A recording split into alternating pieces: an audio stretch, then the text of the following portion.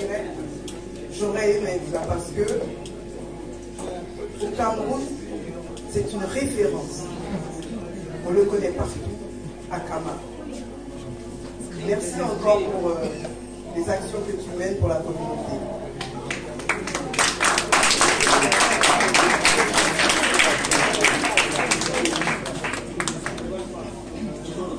Peut-être à toutes les sœurs de combat kélites, peut-être à tous les frères de combat kélites, peut-être à tous les martyrs du peuple kémite, et peut-être à tous les enfants, c'est-à-dire les princesses et tous les princes du peuple kémite qui ont été représentés tout à l'heure par la famille des enfants d'Horus.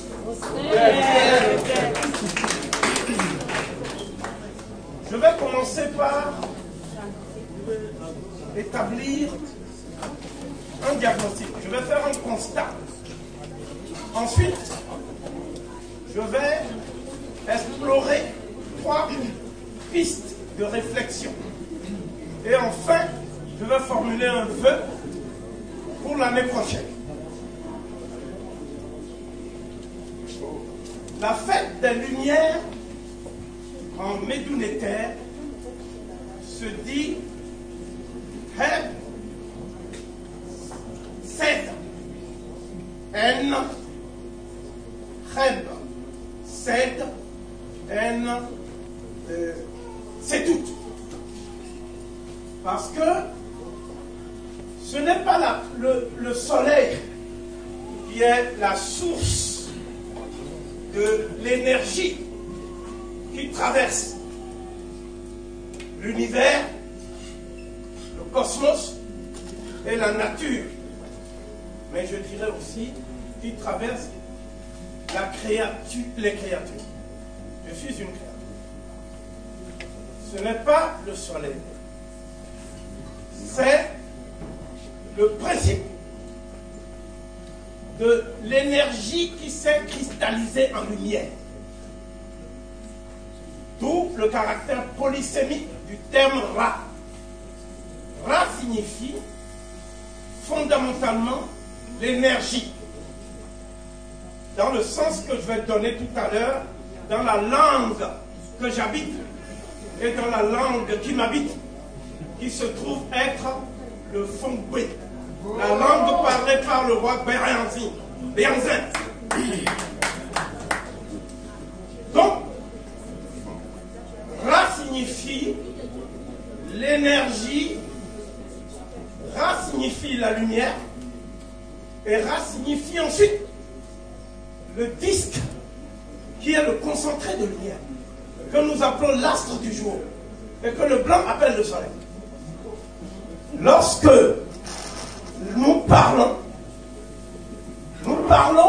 une langue qui est le produit d'une déconstruction de nos sciences. Nos ancêtres avaient construit une science.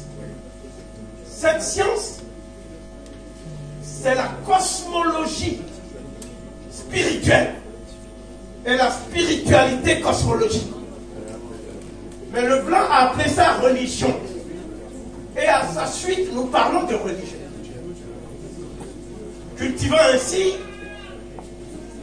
les ambiguïtés sémantiques qui rendent notre pensée opaque et confuse. Quand nous parlons de tradition, quand nous parlons d'ancestralité, quand nous parlons de divinité, sommes-nous sûrs que nous parlons de la même chose? En fait, nous ne pensons pas. Nous sommes pensés tels des automates de l'esprit qui ignorent ce qu'ils ignorent. Donc, ce que je veux dire, c'est qu'il faut d'abord qu'on réapprenne à nous débarrasser de ce prêt-à-penser encombrant. Ce prêt-à-penser encombrant fait que, avec un aveu déconcertant de naïveté, disons la sphère francophone, l'Afrique francophone. Nous disons l'Afrique lusophone, l'Afrique germanophone, l'Afrique anglophone. Et quand nos enfants, le grand frère Doumbia, pour lequel j'ai la plus haute estime, leur a demandé, mais vous venez d'où? Ils ont répondu les uns d'Haïti, les autres de la Guadeloupe, les autres du Congo. Bon, j'ai entendu au moins 3 fois Congo. Donc le Congo se porte bien. Congo vient de là. Voilà. Congo. Donc, ce que je veux dire ici, c'est que la véritable signification de la phrase que le frère Mobali a prononcée tout à l'heure est le fait qu'il ait procédé à cette déconstruction des symboles est d'une importance capitale. Parce que, un peu de manière confuse, nous nous sommes attachés à cette conception de l'espace-temps. Je ne dis pas seulement le temps, de l'espace-temps. Et nous nous repérons à partir de la conception européenne de l'espace-temps. C'est pour ça que quand nous disons, nous voulons nous diriger vers une direction, nous disons, nous voulons nous orienter. Quand il dit nous voulons nous orienter, le blanc il dit, bon, il n'a qu'à aller, après moi je vais le désorienter. Vous comprenez? Or, ce qu'on nous a enseigné, et à partir de maintenant, je vais parler la langue que j'habite et je vais habiter la langue que je parle.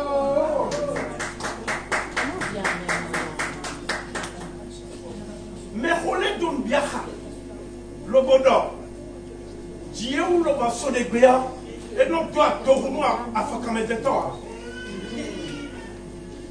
Ceux qui ont vu le soleil avant nous, ils ont proféré une sentence, une loi.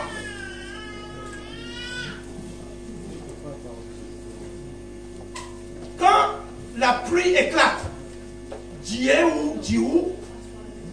et que le tonnerre gronde, saute des baies, le tonnerre élève la voix.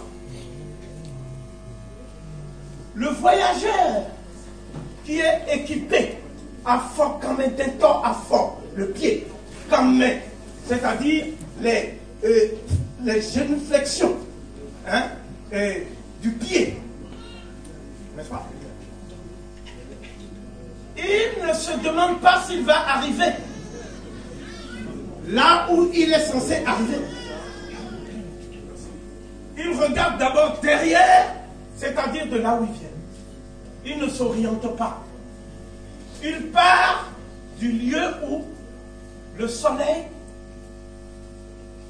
est à son apogée, sa fixation zénithale. C'est ce que les Yoruba appellent Irawo. Irawo. Les enfants ont posé des questions de façon très confuse. Mais au fond, les enfants qui sont plus curieux que les adultes, ils se posent toujours 4 questions auxquelles nous ne répondons pas. En fait. Et tout le temps, ils reviennent. C'est l'absence de réponse qui justifie l'insistance. La première question, c'est d'où venons-nous? Parce que ce qu'on leur dit à l'école, qui est en fait mis au service de la propagande de l'État colonial, ce qu'on leur dit là-bas, ils veulent entendre le son de cloche de leur géniteur. Et qu'est-ce qui se passe? On leur répète, tel un distingué, ce qu'ils ont entendu à l'école. Pour éduquer les enfants, puisque tout le monde parle d'éducation, il faut être soi-même éduqué. Mais à quelle école? Donc, moi, je suis éduqué à l'école de Guédébé. Qui est Guédébé? Gedegbe, c'est le maître de la science divinatoire, qu'on appelle Ifa en Yoruba, qu'on appelle Fa en Fongbe, et qu'on appelle Afa en Édé. Mais que les anciens Égyptiens, responsables de la civilisation dont tout le monde s'émerveille aujourd'hui, et qui seraient surpris là où ils sont de notre émerveillement, nous qui sommes si éloignés dans l'espace et dans le temps de leur enseignement, les anciens disaient que un ancêtre, pourquoi je viens de dire ancêtre? Parce que je dis ancêtre parce que je ne pense pas. Je pense un concept qui explique la conception des choses. Et ce concept, c'est ancêtre. Or, ancêtre veut dire un être ancien. Est-ce que je suis le descendant du Diplodocus de l'époque du Jurassien? C'est un être ancien, un dinosaure. Non, pas directement. Donc, je suis le descendant des premiers hommes apparus sur la Terre. Et ces hommes étaient des êtres solaires. Donc, nous les appelions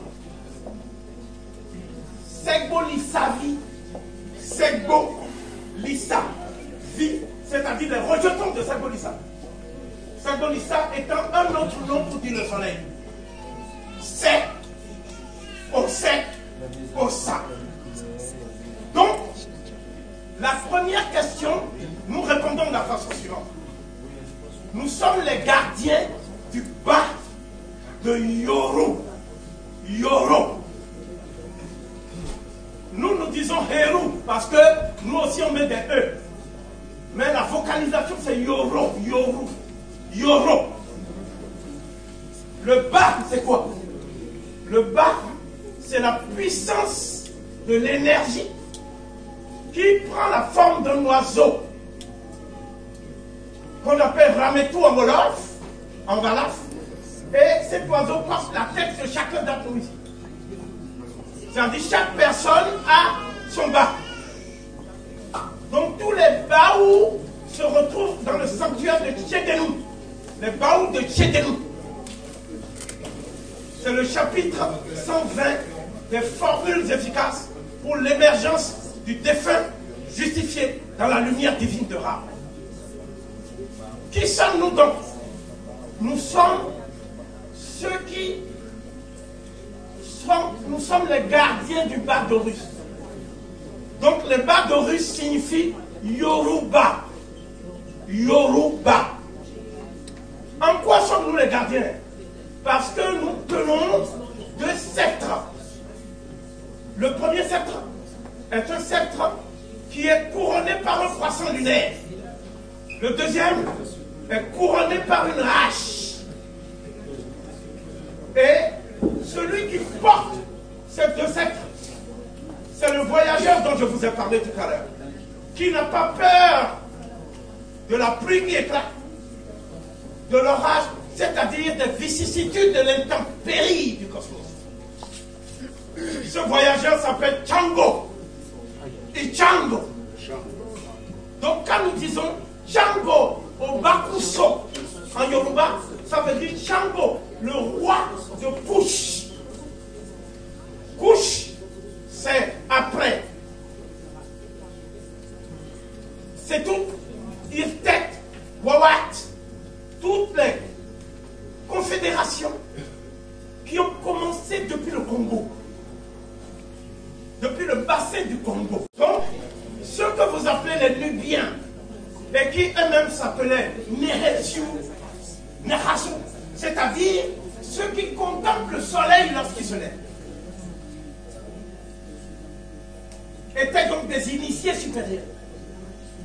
Et les gardiens du bas d'Horus étaient une fraction de ce peuple d'initiés supérieurs.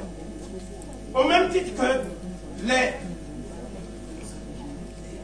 Kaukau, au même titre que les Diens les Dinka, au même titre que les Nourous, qu'on appelle les Noirs. Donc tous ces peuples vivaient en symbiose. Avant le cataclysme, et ce cataclysme, c'est l'invasion des Assyriens en 663 avant l'ère du guerre. N'est-ce pas? Donc, les Assyriens, et celui qui était à la tête de cette organisation criminelle, qui, je crois, a dû inspirer Daesh. Celui qui était à la tête, il s'appelait Assurbanipal, c'est-à-dire le guerrier sanguinaire d'Assur. Son nom a tout un programme. Donc c'est de cette époque que datent les boucliers humains. On éventrait les femmes pour extraire le fœtus et leur faire manger le fœtus. On a fait des choses à nos ancêtres qui, si on avait été un peuple qui a une conscience historique, on ne serait pas en train de revivre ces drames aujourd'hui. Précisément parce que la première chose qu'ils nous ont enlevée à travers ce prêt-à-penser, c'est justement la mémoire. La mémoire. Donc, un peuple amnésique est un peuple sans conscience historique, et un peuple sans conscience historique est condamné à disparaître physiquement ou à servir de faire valoir dans le concert des nations. Donc, l'enjeu c'est dire à nos enfants qui nous sommes.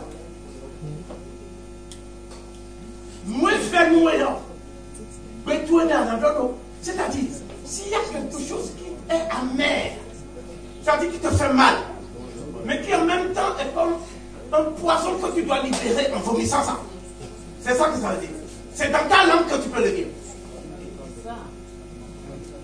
S'il y a quelque chose qui peut réconcilier les membres de ton clan, l'Africain est le seul qui parle d'amour, mais il ne donne pas l'amour à son clan.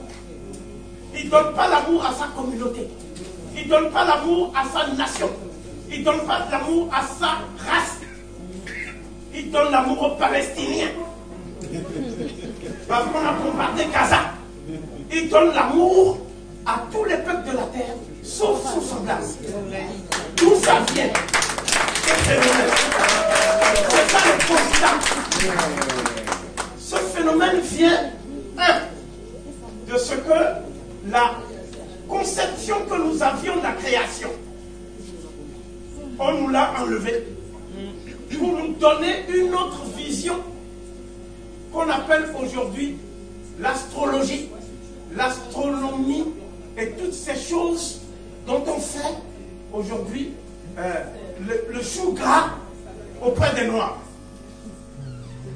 La deuxième chose qu'on nous a enlevée, c'est l'initiation. L'initiation se dit en Yoruba Bassé au Bassa. C'est le nom du dieu Bess, qui est un dieu pygmée. Donc l'initiation signifie la science des secrets qui préserve le clan de la mort. C'est ça que ça veut dire. La science des secrets qui préserve notre clan de la mort. Ensuite, on nous donne la tradition. Qu'est-ce qu'on appelle tradition en Yoruba? C'est la somme des expériences qui te permet d'éviter les pièges qui sont devant toi. La somme des expériences accumulées qui te permettent de te déplacer sans craindre d'être piégé, en détectant les pièges. Comment tu peux détecter les pièges? Tu peux détecter les pièges à travers les signes qui t'indiquent que tel chemin est un chemin semé d'embûches. Ces signes, nous les appelons en Yoruba Ontu. Donc, nos ancêtres nous ont appris comment maîtriser ces signes à travers la géomancie du Fa. Donc Guédébé était le maître. Donc, ces signes, lorsque vous les maîtrisez dans le cycle cosmique, on vous appelle Ewa. Et le vaudou est intervenu, il y a eu tout de suite une panne. Comme elle ne pouvait plus nous voir, j'en ai profité pour commencer à dire donc j'ai senti que ça approchait à n'importe quoi. Et là j'ai dit, mon vaudou, tu veux voir mon vaudou? Et j'ai dit, mon vaudou s'appelle Sapata. Quand elle est tombée, elle est sortie, elle a failli avoir une crise cardiaque. Elle a dit, vous me le paierez, vous me le paierez. J'ai dit, oui, tu as affaire à beaucoup. J'ai dit, ce que nous voulons que les gens comprennent, c'est que le blanc nous impose une guerre psychologique. Et qu'il nous fait croire que ce qui est au fondement de notre vie, c'est ça qui est diabolique. Le problème, ce n'est pas qu'ils le disent, c'est de bonne guerre. Le problème, c'est que nous, on le croit et on transmet à nos enfants. Donc, il y avait deux manières d'échapper à la chasse à l'homme dont le noir était victime de la part des Assyriens. Soit on restait sur place pour résister. Mais en fait, le verrou de sûreté du monde noir avait déjà sauté. C'est Tamérie, ce que vous appelez l'Égypte ancienne de nos jours. Le barbare était entré dans nos sanctuaires. Le barbare était aux portes du temple d'Amon-Ré de Ipetsu. Donc qu'est-ce qui s'est passé? Nous avons dit, au lieu d'être tous faits prisonniers, puisque leur problème, c'était de prendre tous ceux qui parmi nous étaient des Babalawo. C'est quoi Babalawo? Babalawo, ce sont les gens qui protègent contre les mauvais esprits. Il y a aussi les Amawato. Qui sont les Amawato? Les Amawato, ce sont ceux qui prennent les plantes et tirent le jus pour pouvoir guérir les maux du corps. Et puis il y a aussi les Azondato. Les Azondato, ce sont des gens qui peuvent vous changer vos maladies. Vous avez des maladies. Ils vous changent les maladies. C'est-à-dire qu'ils donnent vos maladies à quelqu'un qui n'est plus là. Et vous guérissez. Le blanc a dit que tout ça veut dire sorcier. Et nous l'avons cru. Donc, nous sommes partis vers le Darfour. Quand je dis ça, c'est les gardiens du Badoris. Les Yoruba sont partis vers le Darfour. Et ils ont débouché sur une zone que les Arabes, parce qu'on appelle ce pays-là, qui était le nôtre maintenant, la République arabe unie d'Égypte. Bon, elle n'est ni arabe ni unie. Mais, ce que nous disons, c'est que lorsque nous sommes partis vers le Darfour, d'autres peuples africains essayaient de fuir aussi. D'accord? Il y en avait qui étaient, ils fuyaient vers, ils étaient des pêcheurs. Donc les noms, ce n'étaient pas des noms ethniques ou de race. C'est les Bwengi ou les Bwenge. Au bout, dans la langue de nos ancêtres, signifie le lieu, la place, l'endroit. Au bout, Bwenge, au bout, Bwengi va donner Lubangi. D'autres étaient des forgerons. Ils fuyaient plus au sud. C'est les Ganda. Au bout, Ganda va donner l'Ouganda. Mais nous, nous sommes les gardiens du bas de rue. Or, le bas, c'est la puissance qui permet de rafraîchir la momie. C'est vital. Donc, nous sommes les gardiens de secrets vitaux. Nous traversons le Darfour, ce qu'on appelle Baret Gazal en arabe aujourd'hui, c'est-à-dire le territoire de chasse des gazelles. Nous traversons et nous arrivons au Tchad, c'est-à-dire à l'emplacement de ce qu'on a appelé plus tard le Kanem Bornou. Lorsque nous arrivons là, il y avait un peuple aussi qui était venu du Sahara. Et ce peuple-là, c'est le peuple Sahara. Comme on n'avait plus de femmes, ils ont massacré nos femmes. Ils ont massacré nos vieillards. Ils ont massacré nos enfants. Parce que ce qui se passait, c'est qu'ils utilisaient des Africains pour massacrer d'autres Africains. Donc, nous nous sommes retrouvés là. Et comme nous avons toujours été des séducteurs, et on ne refait pas son nom, bien sûr. Qu'est-ce qui s'est passé? Nous avons pris les femmes de Sarah. Mais en prenant les femmes de Sarah, les Sarah, ils ont dit, mais ceux-là, ils nous ressemblent. Mais ce sont tout simplement des prédateurs. Donc on va les chasser. Donc l'hospitalité a cessé. Mais comme certaines femmes Sarah ont gardé un bon souvenir, c'est normal. Parce que le doyen Ira disait tout à l'heure qu'à partir du moment où vous n'avez plus de puissance, soit on vous donne le frère, soit la femme a sa liberté. Tu ne peux pas lui demander de rester et comme il en a, et on a mis la loi. Donc, à un moment donné, qu'est-ce qui s'est passé? Nous sommes partis avec les femmes. Et nous, on fait au moins 9 enfants.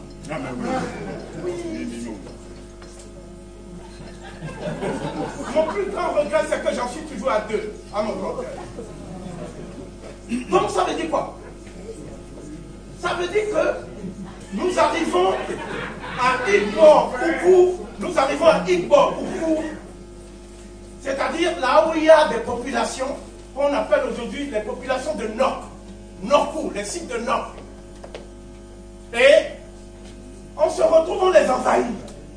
Ce sont des gens qui n'aiment pas se mélanger. Parce que le mélange, c'est le point de départ de la pénétration d'un corps étranger. Vous voyez des limaces.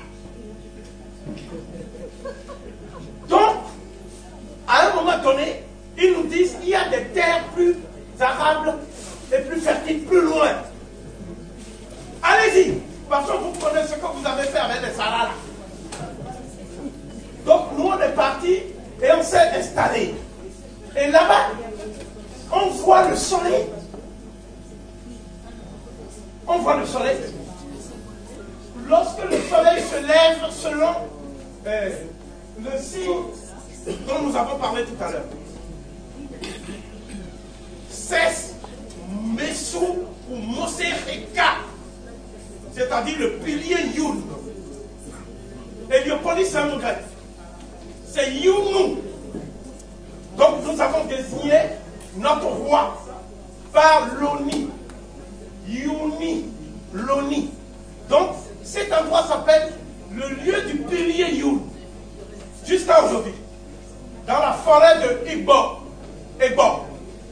qui est le sanctuaire de ce qu'on appelle la confrérie des Ogoni. Donc, à un moment, c'est les Ogoni qui font maintenant qu'on n'entend plus parler de Boko Haram.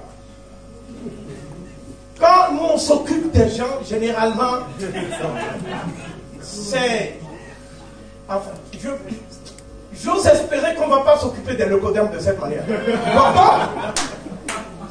Lorsque nous venons à Ilé-Ifé, la maison à Krian, nous sommes sous la direction de Loni au Baloufon.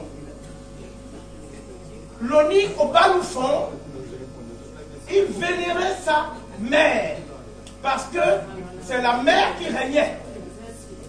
Dans la confédération Yoruba, c'est la mère qui règne. Donc celle qui règne, c'est la reine-mère. Et la reine-mère, nous l'appelons en Yoruba Iyaba. Iyaba. Et quand vous allez chez moi, on l'appelle Ayaba. Quand vous avez Ayaba, c'est que c'est une fille qui est bénie. Donc, il va donc s'en suivre ceci. Que je vais vous dire maintenant. Nous sommes les seuls à avoir bâti un empire l'observation des lois de l'univers. Nous avons bâti l'Empire à partir de l'observation des lois de l'univers. Pour observer les lois de l'univers, pour accéder aux lois de l'univers, il faut être détenteur de la science sacrée. Donc, en Égypte ancienne, on appelait ça Rek Necher, c'est-à-dire la connaissance du Dieu. Chez les Yoruba, on appelle ça Onyue-Ra, c'est-à-dire la connaissance de Ra. La connaissance de Ra. Donc, cela veut dire que pour un initié Yoruba, la première chose qu'on doit mettre en place, conformément aux lois de l'univers, c'est la famille étendue. C'est-à-dire le clan matrilinéaire dirigé par Iyakaba, c'est-à-dire la reine-mère. Et le roi, il est celui qui apporte sur terre l'équilibre des forces cosmiques, l'harmonie. L'harmonie du roi avec lui-même. Un roi qui n'est pas en harmonie avec lui-même n'est pas apte à régner. Un déséquilibré ne règne pas chez les nègres. C'est maintenant que nous voyons les Sassou, les Nguesso et autres. Bon, donc, il faut être en harmonie avec soi-même. Il faut être en harmonie avec les autres toi-même que tu appelles ta femme, qui est en fait ta sœur de cœur, dans la mesure où elle est à la fois le reflet de ta mère, le reflet de ta sœur et le reflet de ta fille. Et ta mère, cette femme, elle prend le pouvoir. Donc la femme détient le pouvoir. Et l'homme, il détient l'autorité. Mais, si l'homme use de sa force physique pour dépouiller la femme du pouvoir qui lui est conféré, en vertu de l'observation des lois de la nature, je le répète, à ce moment-là, non seulement la famille, mais la société, la nation, sombre dans le chaos.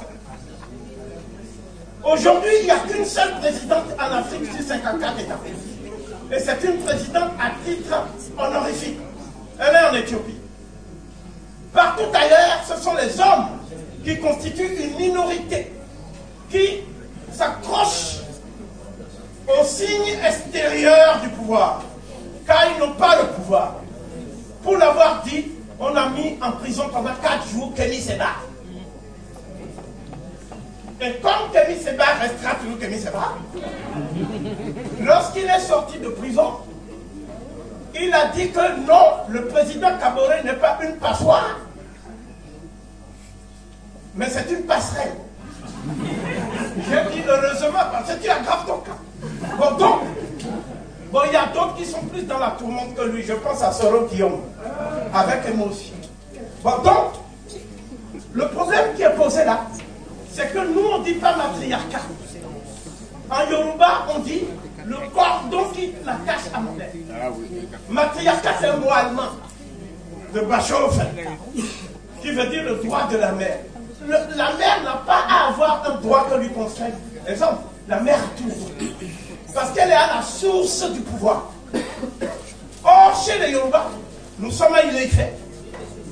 Les 6 leviers du pouvoir sont les suivants.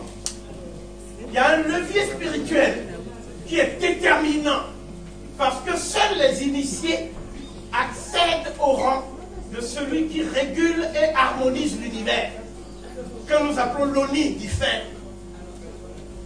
Donc cela veut dire que le deuxième levier, la cosmologie, c'est-à-dire la connaissance des lois qui régissent le cosmos. Le créateur lui-même, on ne le voit pas. Il est invisible, il est innommable, il est inaccessible, il est intouchable. C'est pour ça que nous l'appelons Olodumare. Mais l'énergie qui est invisible change d'état selon les transformations du soleil. Et donc, selon ces transformations, apparaissent des puissances. Et ces puissances sont tout simplement des manifestations cosmiques de l'énergie invisible.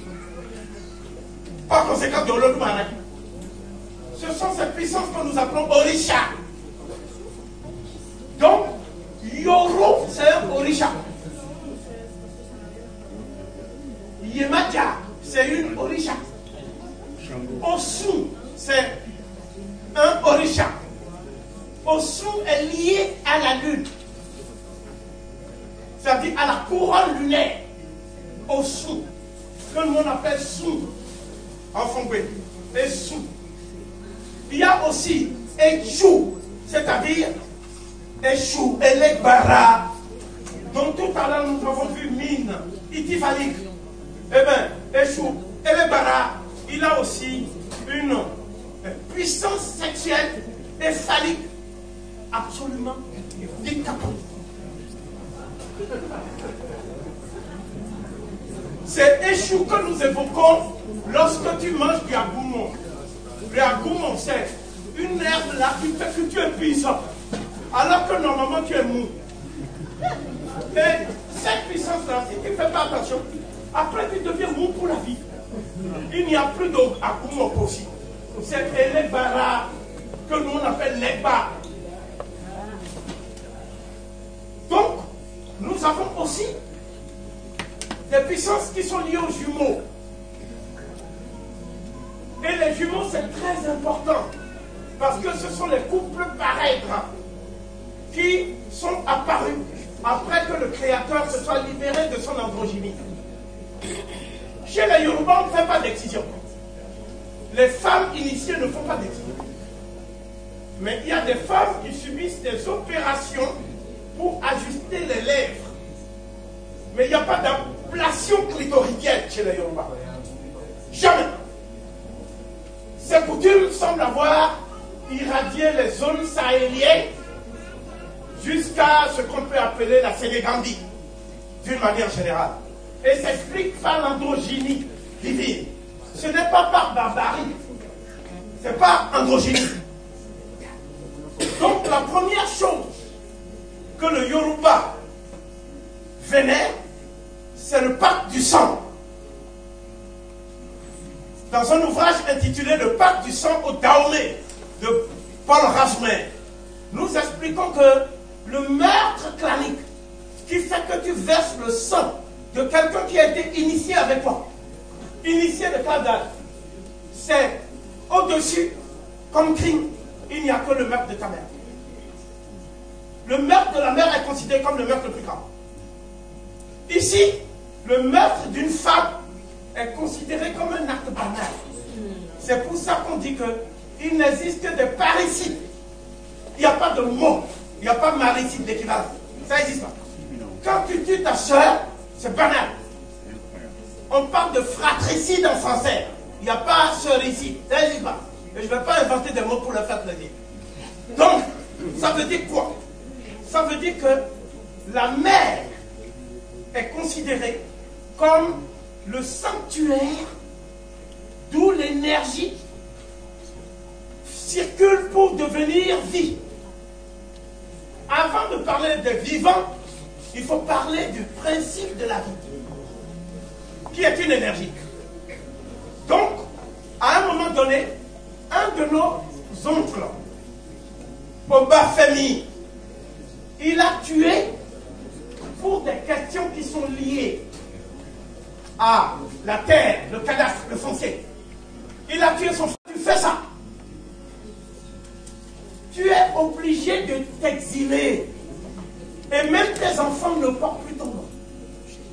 C'est ça qu'on appelle l'enfer. Tu t'exiles. Et cet exil est considéré comme un acte sécessionniste. Donc j'ai d'abord parlé de la scission depuis la vallée du Nil. Je parle à présent de la sécession. C'est cette sécession qui a fait que nous avons créé Oyo, l'empire confédéral d'Oyo. Et à la tête de l'empire confédéral d'Oyo, il y a Olo Afi, que les Blancs appellent la Lafi d'Oyo. La Lafi d'Oyo. Olo Afi. Donc, à partir de là, le maître clanique a fait que tous nos enfants se sont séparés.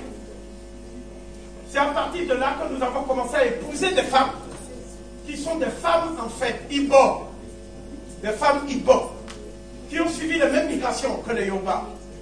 Nous avons épousé aussi les femmes d'Idjebou. Et tous ces enfants ont fondé maintenant Ketou. Ketou. Ketou, c'est de là que sont apparus ce que Sabori Biobakou appelle dans Lugard Lectures. Nous avons trois grands historiens, Olumide Lukash, le révérend Samuel Obafé Johnson et Biobakou. Donc qu'est-ce que Biobakou a fait? Biobakou, il a dit que c'est à partir de Ketou que nous sommes devenus non plus des Yoruba, mais ce qu'on appelle en anglais des Yoruba speaking peoples. Parce que quand tu vas, ta maman est Ibo, ce sont les coutumes de ta maman qui t'éduquent. Jamais ton père ne t'éduque. Parce que ton père est considéré comme le porteur de semences. Ce n'est pas celui qui a fait la gestation de l'énergie de la vie. C'est la personne qui a fait la gestation de l'énergie qui a droit sur toi. Au niveau des codes des honneurs, au niveau des codes des vertus cardinales. Et effectivement, c'est ton oncle maternel. C'est ton oncle maternel. Donc ça veut dire que le pouvoir s'est structuré autour de la prééminence et de la prépondérance de la femme. C'est-à-dire celle qui est incarnée dans la figure de la reine-mère que nous appelons donc Iya-Apa. Donc à partir de Ketou, nos ancêtres sont partis vers Tado. Ils arrivent à Tado et ils sont dirigés par un Yoruba qui lui s'appelle Olori Tobe. Olori Tobe Ani. Et Tobe Ani, il a régné, il a eu 15 successeurs. Et au bout du 15e, nos éternelles querelles qui ont permis aux Assyriens, qui ont permis au peuple de la mer, aux Hyksos, de nous envahir. Nos éternelles querelles sont toujours liées au métissage. On est parti chercher des femmes leucodermes à la peau plus ou moins fromageuse. Pas. Donc on a fait des enfants métis. Et ces enfants métis ont été éduqués par leur mère de Mitanni, leur mère d'Assyrie. Et ces enfants métis sont devenus nos ennemis. Ce sont ces enfants qu'on appelle les Psamétiques, la dynastie des Psamétiques. C'est à partir de la 26e dynastie. Après que les Libyens, Karka, Chabaka, Tanutano, Yankee, aient tenté de sauver pour la dernière fois le peuple noir de l'invasion. Donc, un phénomène similaire s'est présenté à Tado. Une fois que nous sommes arrivés à Tado maintenant, les gens ont commencé à faire ce qu'on appelle du syncrétisme. C'est quoi le syncrétisme? Nous avons un canon orthodoxe. Mais des gens viennent pour réviser ça. Il y a un qui a tenté ça, doté d'une réforme politico-religieuse qui ne lui a jamais survécu. C'est Akhenaton. Yakuna Yatuna. Akhenaton. Donc, il y a eu un phénomène comme ça qui s'est passé. Et il y a eu un meurtre encore. Ce meurtre, qui est-ce qui l'a fait? C'est celui que nous appelons Adjahuto. C'est quoi Adjahuto? Ça veut dire le meurtrier d'un Adja comme lui. Les Adja, c'est une ethnie d'origine Yoruba. Donc, il était obligé de quitter l'endroit. Parce que quand il y a un meurtre, on applique ce qu'on appelle le tribunal, les règles du tribunal contre Seth. On n'a pas tué Seth. Mais qu'est-ce qu'on a fait? On a obligé Seth à consolider le pouvoir qu'il voulait lui-même détruire. On a utilisé les forces négatives de Seth pour l'emmener à créer le transmis, l'harmonie. Donc, à partir de ce moment-là, il va se passer un phénomène. Et ce phénomène est simple. Nous sommes obligés de fuir. Donc, Adjaouta va aller où? Il va aller au contact des Haïzors, c'est-à-dire les Adjaïzors dans ma langue. Les Adja qui s'étaient éloignés avant. Et eux, ils ont vécu où? Ils ont vécu à Ila Idor, en Yoruba, que nous on appelle aujourd'hui Alada. C'est-à-dire la patrie du père de toute seule ouverture. Le Gaou Deguenon, le ministre de la Défense du royaume d'Alada, qui était le père de toute seule ouverture. Donc, Alada, à Damoussa, c'est à partir de là que le roi Kokon et ses enfants vont créer une dynastie. Mais quand je vois le doyen Djabé, lui, ils sont partis à la suite de cette sécession. Ils sont partis à Noaché et une Noche. Et quand ils sont partis à Noaché, ils avaient un roi qui était contre l'esclavage. Mais les Blancs l'ont présenté comme un sorcier, un sanguinaire. Beaucoup de Togolais croient toujours qu'il est sanguinaire. C'est le roi Akokoli. Et ce peuple, cette fraction des Hadja, est partie au contact des Fanti du Ghana. Et c'est ça qui a donné Évé. Pourquoi? Parce que chaque fois qu'il y a quelque chose qui les étonne, ils crient toujours eh oui, eh oui. Donc nous on a dit vous êtes des Évé. Allez. Donc, dans Mévi Djidji, Fier Gossion, au Koussomer, Koroto.